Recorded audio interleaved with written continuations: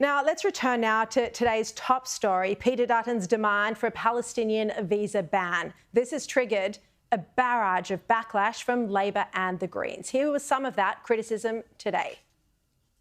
I seek to try to bring people together, not always looking for a wedge or to divide.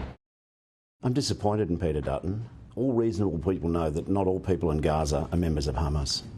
We know there's a lot of innocent people caught up in a war not of their making. Peter Dutton continues to campaign on cruelty. If politicians don't want people fleeing Gaza, then Labor and Liberal should join to put pressure on the extremist Israeli government to stop bombing Gaza. But security experts are deeply concerned. ASPI Executive Director Justin Bassey, who used to be Chief of Staff to the Foreign Minister, said there needs to be clear leadership here. If there is uncertainty, if you don't know whether someone supports or doesn't support a terrorist organisation, unfortunately the default should be not to provide a visa to someone you're uncertain about. The policymakers and the politicians do need to come out and say any support for a terrorist organisation, whether it's inciting violence or not, is unacceptable, and you are unable to get a visa if you do support a terrorist organisation. Well, to discuss this further, let's bring in someone who's been on the ground, who knows the risks in the region very clearly. Australia's former ambassador to Israel, Liberal Senator Dave Sharma. Great to see you again, Dave. Look, the Albanese government has granted visas to nearly 3,000 Palestinians from Gaza. Do you think, and you went into Palestinian territories often when you were ambassador, do you think it's likely that at least some of those nearly 3,000 who've been granted visas would support Hamas, which is the governing body in Gaza? Well, I think there's a high risk of that, Sharri, and if we haven't been able to do the necessary identity, health, security and other verification checks that you would normally do on any individual, and most certainly individuals coming from a war zone, I don't see how we can have any surety of that. I mean, bear in mind that, you know, these people are in a war zone, they're in Gaza. We're not able to send Australian officials there to interview them. There's no functioning government in Gaza with whom we can verify documents, identities, other elements that you'd want to reassure the Australian public about the views and proclivities of these people. And in those circumstances, I think it makes abundant sense to exercise a very high degree of caution. And I don't think we've been reassured by the government that they are doing that, because simply put, the circumstances do not exist to allow that to happen. The Albanese government and particularly the Prime Minister today said, well, you guys in the coalition, you did the same thing when it came to Afghanistan and other wars, Syria as well. How was the process different when it came to security checking under the coalition?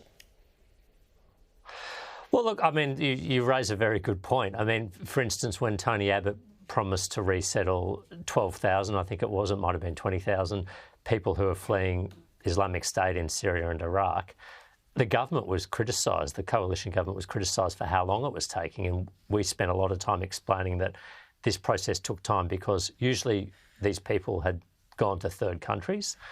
We had to send Australian officials, immigration officials, but also security officials to interview these people, to verify their identity, to verify their claims, to check that they weren't members or sympathisers of Islamic State. Because our first and most fundamental duty is to the security of the Australian people.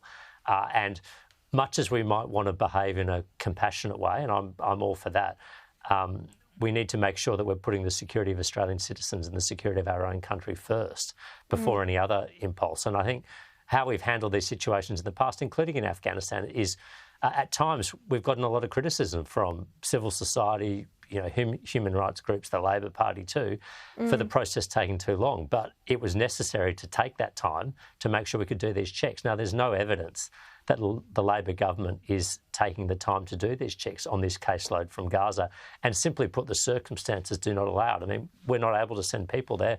This caseload is not in Egypt or in a third country where we can travel safely. So how are we possibly assuring ourselves that some of these people are not members of Hamas or sympathisers of Hamas. I mean, we just saw last week the UN itself admitted that its own employees in Gaza were actively involved in the October 7th terrorist attacks. Now, the UN system was not able to detect that until after the fact.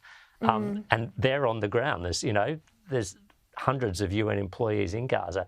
How can we possibly be expected to meet these sorts of checks and safeguards, which the Australian people are right to demand in the circumstances that we're facing?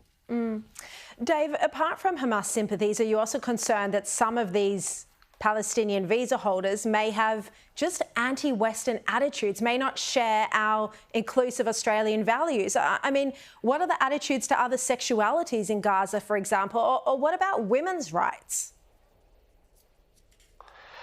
Well, look, I think that's a very good point. I mean, anyone who's settling in Australia, we want to make sure that they sign up to Australian values, that they're going to support our system of government. And, if we're providing temporary refuge from a conflict, that's one thing. But inevitably, these people who we're granting visitor visas to will apply to resettle permanently in Australia, or a large proportion of them. And we need to make sure that, there are millions of people around the world, more than that, tens of millions, hundreds of millions, who would, beat down the doors for a chance to come to Australia.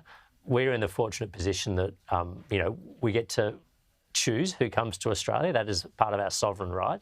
And we want to make sure that the people we're bringing to Australia contribute to the economy, contribute to society, help build a stronger Australia, help build a more united Australia. Those are all legitimate aims of any settlement program. And no matter what your other impulses are, that needs to be front and foremost amongst these considerations. Yeah, good point. No doubt this debate will continue in Parliament tomorrow. Dave Sharma, thank you very much for your time.